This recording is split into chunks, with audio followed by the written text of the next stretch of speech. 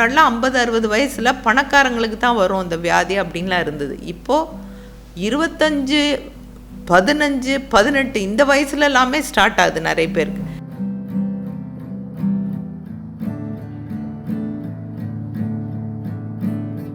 Diabetes பாதிப்பு இருக்குதா அப்படின்றத தயங்காமல் பார்த்துக்கணும். நம்ம டெஸ்ட் பண்ணால் ஏதாவது ஒன்று சொல்லிடுவாங்க, டாக்டர்ஸ் ஏதாவது பாதிப்பு இருக்குன்னு சொல்லுவாங்கன்னு பயப்படக்கூடாது. ஏன்னா நம்ம அதை பார்த்து அதுக்கான சிகிச்சை ஆரம்ப கட்டத்திலே எடுத்துக்கிட்டால் அந்த காம்ப்ளிகேஷனை பூரணமாக குணப்படுத்திடலாம்.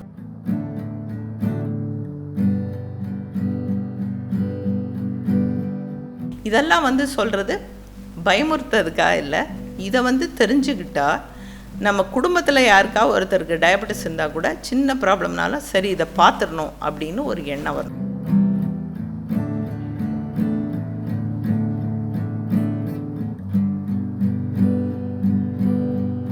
இப்போ டயபெட்டிஸ் நம்ம எப்படி அதுக்கு டயக்னோஸ் பண்ணுறோம் அப்படின்னா, அது சிம்டம்ஸ் சில பேருக்கு இருக்கும், பட் நிறைய பேருக்கு இருக்கிறதில்ல.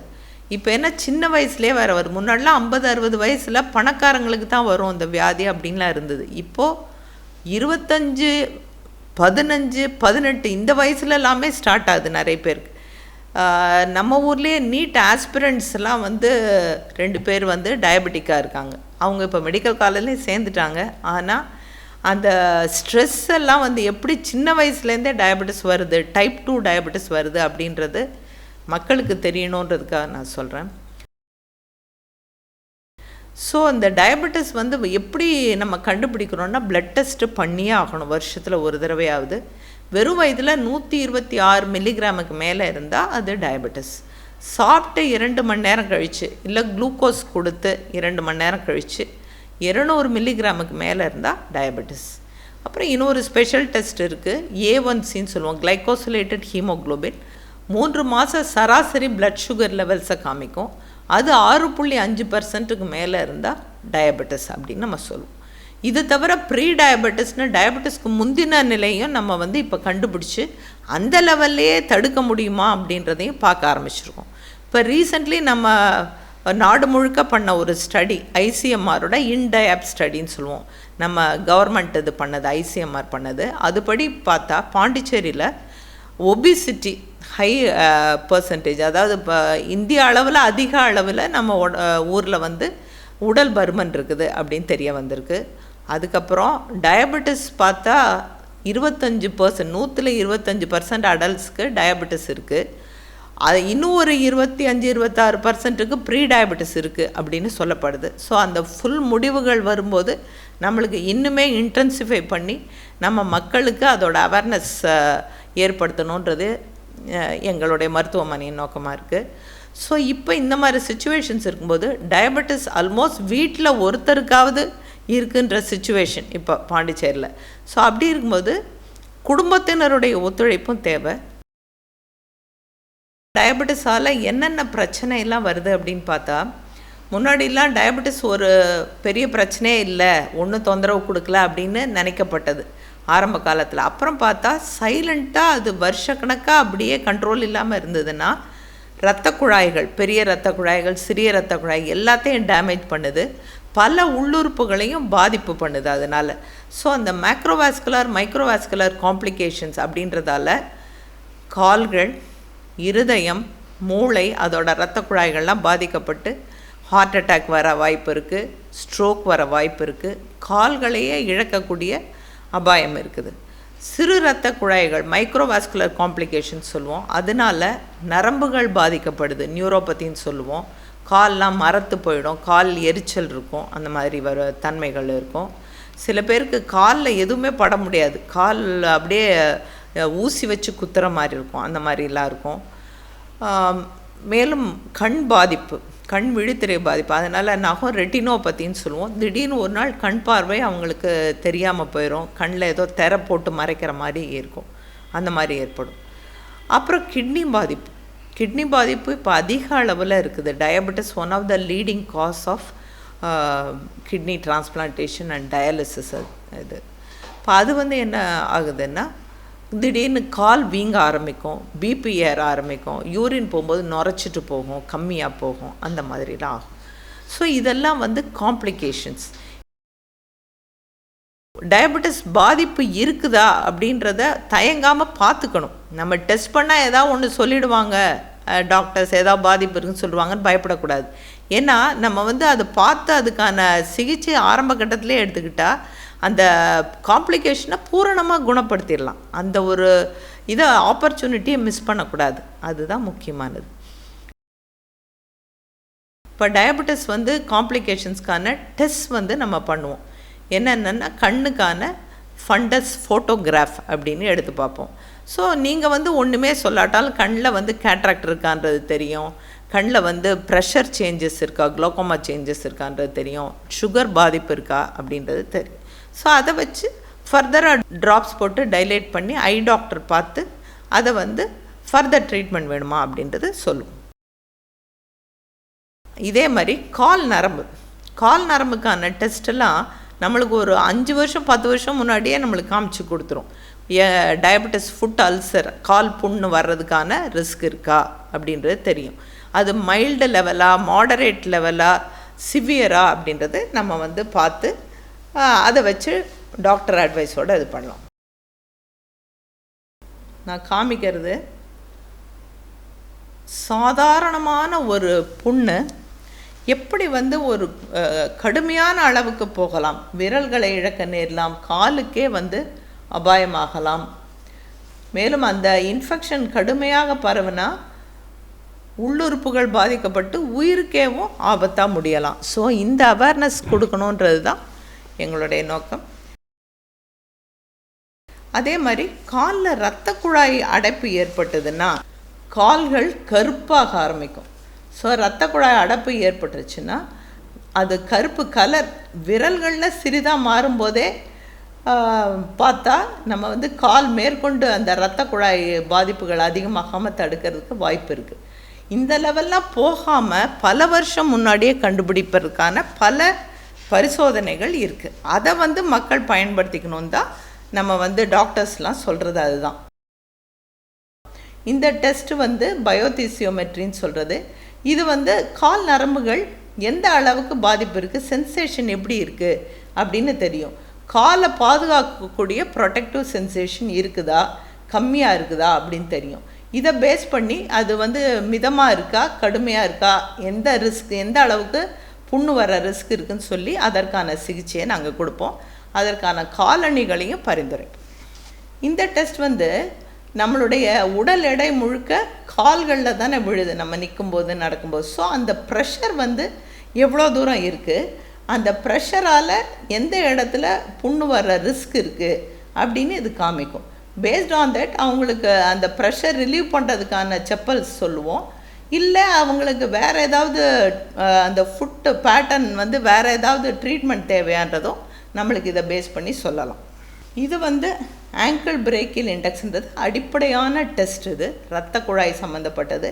ஸோ இந்த சிம்பிள் ரேஷியோ இந்த டெஸ்ட்டு மூலமாக கால் இரத்த ஓட்டம் குறையுதா அப்படின்றத நம்ம தெரிஞ்சுக்கலாம். தெரிஞ்சிட்டு ஆரம்ப கட்டத்திலேயே அதற்கான இரத்த ஓட்டத்திற்கான மாத்திரைகள் கொடுக்கலாம். அவங்க வந்து சிகரெட் பிடிக்கிறவங்க அப்படின்னா அதை நிறுத்த சொல்லிவிடுவோம். அவங்களுக்கு டயபெட்டிஸ் கண்ட்ரோல், பிபி கண்ட்ரோலுக்கான மெடிசின்ஸ் இன்டென்சிஃபை பண்ணி கொடுப்போம். அடிக்கடி டாக்டரை பார்க்க சொல்லுவோம். ஸோ இந்த மாதிரி ஒரு சிம்பிள் டெஸ்ட், ஒரு அரை மணி நேரம், ஒரு அதிகபட்சம் 40 நிமிஷம் இந்த டெஸ்ட் பண்ணுறதால ஒருத்தருக்கு எவ்வளோ தூரம் வாழ்க்கையில் வந்து ஒரு பெரிய பெரிய ஆபத்துகள்லேருந்து தன்னை காத்து கொள்ளலான்றதுக்கான ஒரு விழிப்புணர்வு இதுதான் நான் வந்து கொடுக்க விரும்புகிறேன். ஸோ இந்த காலில் நான் காமிச்ச அந்த பிக்சர்ஸ்லாம் மிக கடுமையாக நெக்லெக்ட் பண்ணி விட்டதால் வர்றது. இந்த டெஸ்ட்லலாம் நம்மளுக்கு ப்ராப்ளம் இருக்குது அப்படின்னு தெரிஞ்சிருச்சுன்னா அவங்க அந்த ஃபுட்வேர் வீட்டில் கூட போட்டுக்க சொல்லுவோம், செருப்பு. அது மாதிரி வேறு சில இன்ஸ்ட்ரக்ஷன்ஸ் சொல்லுவோம். ரத்த ஓட்டம் அதிகப்படுத்துகிற பயிற்சி, காலில் குட்டி குட்டி மசில்ஸ் இருக்கும் அதை வலுப்படுத்துகிற பயிற்சி, அதெல்லாம் சொல்லி தருவோம். அதை பண்ணும்போது இந்த ஆபத்துக்கே வராமல் தடுத்துடலாம். காலில் சின்னதாக செவந்து இருக்குது அப்படின்றத பார்த்தா அப்போவே அவங்க டாக்டரை வந்து அப்ரோச் பண்ணால் இந்த லெவலுக்கெல்லாம் போகாமையே தடுக்கலாம். அதுதான் முக்கியமானது. அப்புறம் காலில் வந்து ரொம்ப காமனாக வர்ற ப்ராப்ளம் இந்த வெடிப்புகள் இருக்கும், பாதத்தில் வெடிப்புகள் இருக்கும், ட்ரை ஸ்கின்னாக இருக்கும். அது டயபெட்டிஸோட உள்நரம்புகள் பாதிப்பு, அதால் ஆட்டோனமிக் நியூரோபதின்னு சொல்லுவோம், அதால் ஏற்படுறது. ஸோ அதனால் காலில் வெடிப்புலாம் ஏற்பட்டதுன்னா அது வழியாக கிருமிகள் உள்ளே போயிட்டு இன்ஃபெக்ஷனை உண்டு பண்ணும். ஸோ அதுக்கெல்லாம் நம்ம ட்ரீட்மெண்ட் கொடுக்கலாம். அந்த உள்நரம்பு பாதிப்பு இருந்தால் அவங்களுக்கு காலை செக் பண்ணி காலில் அதுக்கான க்ரீம்ஸ் கொடுப்போம், வேறு மருந்துகள் என்ன தேவைன்னு சொல்லி சஜஸ்ட் பண்ணலாம். இதெல்லாம் சொல்கிறது பயமுறுத்துறதுக்காக இல்லை. இதை தெரிஞ்சுக்கிட்டால் நம்ம குடும்பத்தில் யாருக்காவது ஒருத்தருக்கு டயபெட்டிஸ் இருந்தால் கூட சின்ன ப்ராப்ளம்னாலும் சரி இதை பார்த்துடணும் அப்படின்னு ஒரு எண்ணம் வரணும். அதுக்காக தான் சில பேர் என்ன பண்ணுறாங்க, காலில் ஒரு சின்ன முள் தானே குத்துச்சு, அது என்ன ஒன்றும் பெருசாக இல்லையே, ட்ரிவியலான ஒரு இன்ஜுரி, அதுக்கு போய் என் டாக்டரை பார்க்கணும், அவங்களே ஒரு ஆயின்மெண்ட் போட்டு விட்டுருவாங்க. அது பார்த்தா 3 நாளில் ஃபுல்லாக சீழ் பிடிச்சி அந்த சீழை அந்த ப்ரெஷர் எல்லாம் அதிகமாக போய் ரொம்ப வீங்கி போய் அதால் இரத்த குழாய் அடைப்பு ஏற்பட்டு கால் விரலே கருப்பாகவும் மாறி அந்த விரல் எடுக்கிற மாதிரி வரும். இதெல்லாம் தவிர்க்கிறதுக்கு நம்ம டயபெட்டிஸ் நல்ல கண்ட்ரோலில் வச்சுக்கணும். தினமும் காலை நம்மளே பார்த்துக்கணும். டயபெட்டிஸ் இருந்தால் எப்படி நம்ம முகத்தை நம்ம சுத்தமாக வச்சுட்டு அழகாக வச்சுக்கிறோமோ அதே மாதிரி கால் பாதத்தையும் பார்த்து வச்சுக்கணும். டெய்லி குளிச்சுட்டு காலை நல்லா ஈரம் இல்லாமல் தொடச்சி ஒத்தி எடுக்கணும், போட்டு தேய்க்கக்கூடாது. நகம் கட் பண்ணுறதுன்னா அது ரொம்ப ஏடாகுணமாக கட் பண்ணோம், கரெக்டாக கட் பண்ணணும்.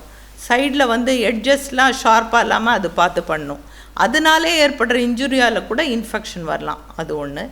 ரெண்டாவது, காலில் அந்த கான்னு சொல்லுவோம் இல்லையா, ஆணிக்கால் அப்படின்னு, அதுக்கு இந்த கான் கேப் அதெல்லாம் தானே போட்டு சுய வைத்தியம் பண்ணக்கூடாது. காலுக்கு ஏதாவது ஒரு காயம் ஏதாவது இருந்தால் பச்சளையை கட்டுறது, பத்து போடுறது, வலி வீக்கம்னா அந்த மாதிரிலாம் செய்யவே கூடாது. அது மாதிரி பண்ணால் தான் இந்த காம்ப்ளிகேஷன்ஸில் கொண்டு போய் விடும். அந்த மாதிரி ஏதாவது ப்ராப்ளம், கால் செவந்து போகுது, இல்லை காலை தொட்டு பார்க்கணும். காலை தொட்டு பார்க்கும்போது ரொம்ப ஜில்லுன்னு இருந்தால் ரத்த ஓட்டம் குறைவாக இருக்குது, உடம்போட மற்ற பகுதிகளை விட ஜில்லுன்னு இருந்தால் அது அர்த்தம் ரத்த ஓட்டம் குறைவாக இருக்குதுன்னு. உடம்போட மற்ற பகுதிகளை மாதிரி இல்லாமல் சூடாக இருந்ததுன்னா அங்கே கிருமி பாதிப்பு இருக்குது, இன்ஃபெக்ஷன் இருக்குன்ற ஒரு இண்டிகேஷன். ஸோ அதை பேஸ் பண்ணி நீங்கள் டாக்டரை அப்ரோச் பண்ணால் அதுக்கான பிளட் டெஸ்ட்டு, இன்ஃபெக்ஷன் இருக்குதா, எக்ஸ்ரே அந்த இதில் இன்ஃபெக்ஷன் தெரியுதா, போன் இன்வால்மெண்ட் இருக்கா அப்படின்லாம் பார்த்துட்டு சிகிச்சை எடுப்போம். ஸோ டயபெட்டிஸ் கண்ட்ரோல், பிபி கண்ட்ரோலோட ஆன்டிபயோட்டிக்ஸ் கொடுப்போம். ஆன்டிபயோட்டிக்ஸ்னது மைல்டு ஸ்டேஜ்லன்னா மாத்திரையிலே சரியாயிடும், இல்லாட்டா நரம்பு ஊசி வழியாக அது செலுத்தணும். அந்த மாதிரிலாம் செய்யும்போது அது முழுமையாகவே குணமாயிடும். ஸோ இதே மாதிரி ஒவ்வொரு காம்ப்ளிகேஷனும் ஒவ்வொரு வித பாதிப்புகளில் உடம்பில் ஏற்படுத்தும். அதை ஒவ்வொன்றையும் ஆரம்ப கட்டத்திலே கண்டுபிடிக்கலாம். ஃபார் எக்ஸாம்பிள், அடுத்தாப்பில் ஹார்ட் ப்ராப்ளம். ஹார்ட் ப்ராப்ளம்னா சில பேருக்கு தான் செஸ்ட் பெயின் ப்ராப்பராக தெரியும். டயபெட்டிக்ஸ்க்கு அந்த உள் நரம்பு பாதிப்புன்னு சொன்னேன் இல்லையா, டயபெட்டிக் ஆட்டோனமிக் நியூரோபதி, அது இருதயத்தோட நரம்புகளை பாதித்தா கடுமையான ஒரு ஹார்ட் அட்டாக் வந்தால் கூட சுத்தமாக வலியே தெரியாது. அவங்களுக்கு ஒரு மயக்கமாக இருக்கலாம், இல்லை ஜஸ்ட்டு வேர்த்து போகலாம், இல்லை ஒரு பல்வலி மாதிரி தெரியலாம், பேக் பெயின் மாதிரி தெரியலாம், வெறுமை மூச்சு வாங்குற மாதிரி இருக்கும். ஸோ அவங்க இசிஜி எடுக்காமல் அவங்களுக்கு அது தெரியவே தெரியாது, ஹார்ட் அட்டாக் வந்திருக்குன்றதே தெரியாது. ஸோ அந்த நம்ம ரொட்டீனாக இசிஜி எடுத்து இந்த நரம்பு பாதிப்பு இருக்கான்ற டெஸ்ட்டு பார்த்தா நம்ம அலர்ட்டாக இருக்கலாம். ஸோ வேறு விதமான டெஸ்ட் வழியாக ஹார்ட் ரத்த ஓட்டம் நல்லா இருக்குதான்னு பார்த்துக்கிட்டு, ரத்த ஓட்டம் கொஞ்சம் பாதிக்கிற மாதிரி இருந்தால் அதற்கான further treatments, for example angiogram அப்படி போகலாம். இல்லை அந்த அளவுக்குலாம் ஒன்றும் இல்லை அப்படின்னா இரத்த குழாய் அடைப்பை தடுக்கிற சாதாரண மாத்திரைகள், ஒரு கொலஸ்ட்ரால் மாத்திரையும் ஒரு ஆஸ்பிரின், குளோபிடோகிரல்ன்ற மாத்திரையும் மருத்துவர் பரிந்துரை பேரில் எடுத்துக்கலாம். அதுக்கப்புறம் இந்த மாதிரி ஹார்ட் ப்ராப்ளம் உள்ளவங்க, ஹார்ட் ப்ராப்ளம் இருக்கிற ரிஸ்க் இருக்கிறவங்க லோடிங் டோஸ்னு சொல்லுவோம், அது கையில் வச்சுக்கிறது அவசியம். ஸோ அட்டோர்வாஸ்டாட்டின்ற மாத்திரை 80 மில்லிகிராம் மற்றும் குளோபிடோகிரல், ஆஸ்பிரின் இது 300 மில்லிகிராம் எப்பயும் கையில் வச்சுருந்தா அவங்களுக்கு செஸ்ட் பெயின் இல்லை வேறு ஏதாவது சிம்டம் அப்படி இருந்தால் அந்த மாத்திரையை உடனே உட்கொள்ளணும். இப்போ டயபெட்டிஸ் ட்ரீட்மெண்ட் அப்படின்னா A to G, அதாவது ஏன்னா A1C கண்ட்ரோலில் இருக்கணும், 7க்கு கீழே. B ஃபார் பிபி 130/80 கீழே இருக்கணும். C கொலஸ்ட்ரால் லெவல்ஸ் நார்மலாக இருக்கணும்.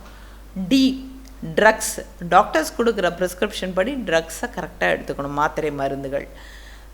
ஃபார் எக்ஸசைஸ், டெய்லி 1 மணி நேரம் கண்டிப்பாக நடக்கணும், இல்லாட்டா டாக்டர் சொன்ன உடற்பயிற்சி செய்யணும். F for food. ஃபுட்டுன்னா நம்ம பார்க்க போனால் நிறைய இது நாங்கள் சஜஸ்ட் பண்ணுவோம். என்னென்னா கேலரிஸ், நம்ம சாப்பிட்ற உணவில் உள்ள எனர்ஜி எவ்வளோன்னு கால்குலேட் பண்ணி அது சுகரை எப்படி ரைஸ் பண்ணுது. ஃபார் எக்ஸாம்பிள் 2 இட்லி சாப்பிட்டா அது எப்படி இருக்குது, 3 இட்லி சாப்பிட்டா அது எப்படி இருக்குது, அது சுகர் எப்படி ரைஸ் பண்ணுது அப்படின்றத ஒவ்வொருத்தரோட ரெஸ்பான்ஸ் மாறும். அதுக்கேற்ற மாதிரி நம்ம சஜஸ்ட் பண்ணுவோம். உணவு மிக முக்கியமானது. அதற்கு அடுத்தபடி பார்க்க போனால் கிளைசிமிக் மானிட்டரிங். நம்ம மெடிசன் தான் எடுத்துக்கிறோமேன்னு அப்படியே விட்டுறாமல் சுகர் அப்பப்போ செக் பண்ணிவிட்டு டாக்டர் அட்வைஸ் பேரில் ஒரு 2 மாதத்துக்கு ஒரு தடவையாவது டைப் 2 டயபெட்டிக்ஸ் டாக்டரை பார்க்கணும். டைப் 1 டயபெட்டிக்ஸ் இன்சுலினில் இருக்கிறவங்கெல்லாம் மாதம் ஒரு தடவை பார்க்கணும். அப்படி டாக்டரை செக் பண்ணி டாக்டரை அவங்க கரெக்டாக பார்த்து எல்லாம் பண்ணிகிட்டு இருந்தாங்கன்னா டயபெட்டிஸோடைய காம்ப்ளிகேஷன்ஸ் இல்லாமல் 100 ஆண்டு காலம் நன்றாக வாழலாம்.